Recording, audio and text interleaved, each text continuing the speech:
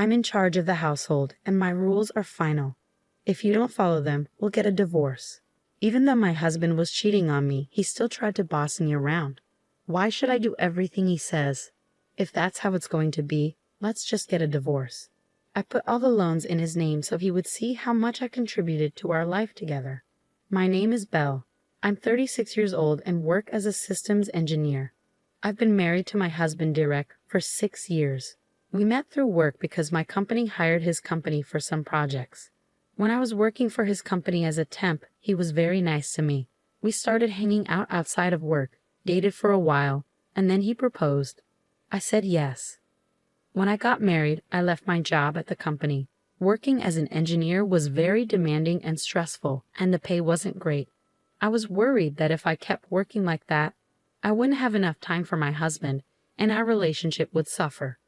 So I decided to become a freelancer. This way, I could have more time for household chores and to be with my husband. At first, freelancing didn't make much money, but I had engineering experience. Gradually, I got more clients and my income grew. I was surprised at how quickly things improved and was thankful for my husband's financial support during that time. I worked hard on housework, even though cooking wasn't my strong point. I used recipe books to try different meals to keep my husband happy. Thanks for cooking and cleaning. It really helps me out, he said. His praise made me feel good. In the beginning, we respected each other and had a happy life. But after a few years, my husband suddenly suggested, "Isn't it time for us to get a new house?" Huh? A new house? I was shocked when my husband brought it up. He's not the type to save money. Well, shouldn't we save a bit more first? I asked. What are you talking about? I earn a good income, don't I? Yeah, but we haven't had any financial issues since we got married. I said, even though I wanted to mention that it was because of my income too. Although he gave me money for household expenses, he always used up his own allowance before payday. So I saved as much as I could from my own freelancing income and added it to our budget. That's how we managed to live comfortably without any financial problems. I was thankful for his income when we first got married, which is why I didn't tell him that my freelancing income had grown. I didn't want to hurt his feelings by revealing how much I was actually making. Even if I felt like we might have spent too much, our lifestyle hadn't changed. I realized my income had probably increased and wondered if my husband didn't fully understand his own finances. I was surprised by his excitement about building a new house, and I didn't know how to stop him.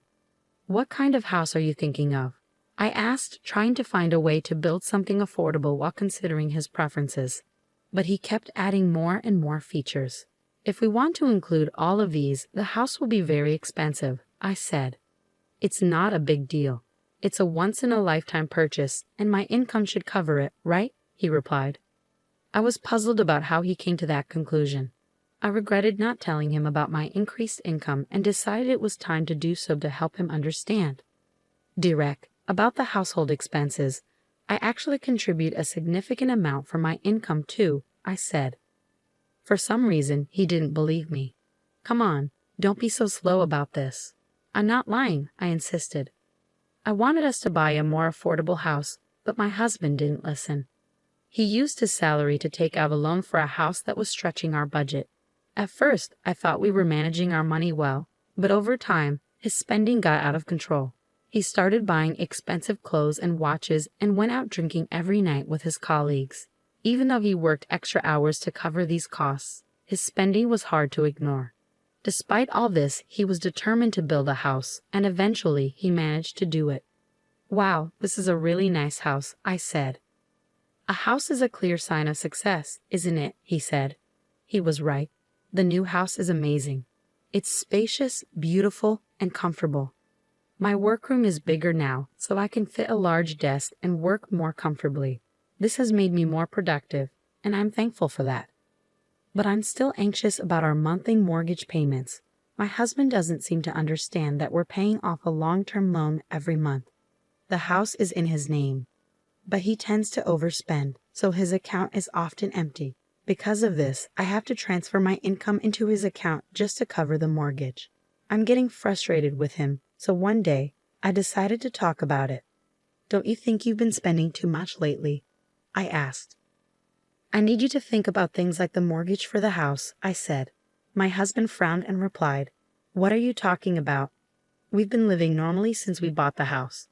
"If that's the case, then there's no problem. You're just stressing over small details. And isn't it because you manage your money poorly that you're short? That's not my issue." "What? Wait a minute. I'm always trying to save money from the daily expenses with the money you give me, and I'm also using my own earnings to cover the mortgage and other costs. So please don't talk to me like that. What's your problem? Besides, the amount you're contributing isn't that much, so don't act like it's a big deal. The one who earns the most is the best, and that's me. Don't try to give me advice," my husband said, trying to shut me down. I was shocked by how my husband had changed. He used to be kind and caring, but now our relationship felt strained. We barely talked, and sometimes we didn't even greet each other. He worked overtime more than ever and came home late at night. I started to question if it was okay to continue living like this. We were just coexisting under one roof without meaningful conversations. Maybe it would be better to get a divorce. But if there was a chance to fix things, I wanted to try. After thinking it over, I decided to take the first step and reach out to him. But my efforts were crushed when I saw him in town one day. I had gone out to buy a birthday gift for a friend. It was a weekday, so my husband should have been at work. But instead, I saw him in town, dressed casually, walking with a young woman I didn't recognize. I was stunned and immediately thought he might be having an affair. To find out the truth, I hired a private investigator. After about 3 weeks, I got the results and went to the detective agency. It turned out my husband was indeed having an affair. The woman was his colleague, and their relationship had been going on for about 2 years. I finally understood why my husband had started spending so much and coming home late. It was because he was having an affair. I was furious, especially after all the verbal abuse he had directed at me. He was the one being unfaithful. I felt foolish for trying to protect his feelings and our marriage. I decided to stop doubting and take action right away. When I rushed home, my husband was sitting on the sofa watching sports. I stood in front of the TV and laid out the evidence of his affair in front of him. "Explain this," I demanded. At first he looked surprised, but his expression quickly changed. "Oh, that's Meg. She's my new wife." "New wife? What are you talking about?" "Well, now that you know, there's no point in hiding it. Unfortunately, you're no longer needed." "What are you saying?" "Frankly, I don't need you in my life anymore. But Meg doesn't want to do housework, so you can stay and take care of that for her." "What? Are you out of your mind?" "I would never do that." When I said that, my husband's face turned red with anger. "I'm the breadwinner here, so my rules are final. If he can't follow them, then it's divorce." Even though he was having an affair, he was still trying to control me. Why should I listen to him? "Fine, let's get a divorce." "Huh? You had an affair, so we can't stay married. Let's just get a divorce." He was surprised but soon agreed. "Okay, but don't come crying to me later. But you need to help me change the names on the utility bills and the car loans we just took out." I changed all the loans into my husband's name and got divorced. He probably thought it was over, but for me, it was just the beginning. You should realize how much I supported you. The day after the divorce was finalized, I was already settling into my new apartment. Then, I got a bunch of calls from my ex-husband. Since he hadn't paid me any compensation yet, I hadn't blocked his number. When I answered, he sounded flustered and said he needed to talk. I reluctantly agreed to meet him at a cafe, but he showed up with his mistress. "Well, you two seem to be getting along. What's this about?" "Why didn't you tell me?" I asked. He looked upset and said, "Every month I'm getting hit with a huge amount for loans. Why are the food expenses, car loans, utilities, and everything else so high? What are you trying to do by leaving all that on me?" "I divorced you and moved out, so it's only fair. I don't have any other intentions," I replied. "Shut up. This is fraud. I'll sue you," he said. My ex-husband and his mistress glared at me, holding each other's arms. They both blamed me, but I couldn't accept their absurd accusations. "It's your fault for not understanding the situation. I showed you the documents, didn't I? The house loan was in your name, so it's only fair you pay it. I've been transferring the necessary money into your account. How could you, with your small income, cover all that?" As someone with a poor grasp of the situation, I explained calmly. I was working as a freelance engineer and making around $200,000 a year. "Is that true?" he asked, clearly shocked by how much I was earning compared to him. It didn't matter if he was surprised or not. What mattered was that I hadn't received proper compensation yet, so I planned to pursue it through a lawyer. "Are you trying to swindle money from us?" he demanded. "I'm just claiming what's rightfully mine." "I'll also be making claims against your mistress," I said.